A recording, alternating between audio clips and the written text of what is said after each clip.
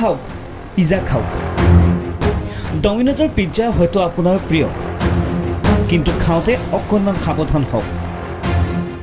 এখন বিশেষ ফটো দেখুৱাম আপোনাক এইখন এখন বিশেষ ফটো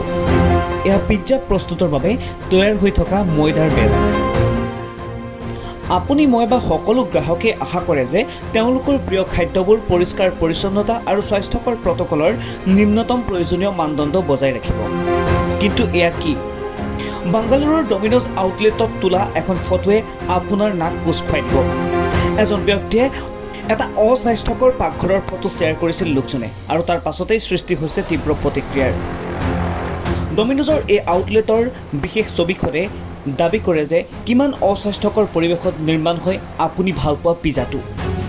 সাহিল কাৰ্ণানীয়ে টুইটাৰত দুখন ছবি আপলোড কৰিছিল য'ত পাকঘৰত পিজ্জা ময়দাৰ ট্ৰেৰ ওপৰত ঠিক ওলমি থকা মপ আৰু ব্ৰাছ দেখিবলৈ পোৱা গৈছে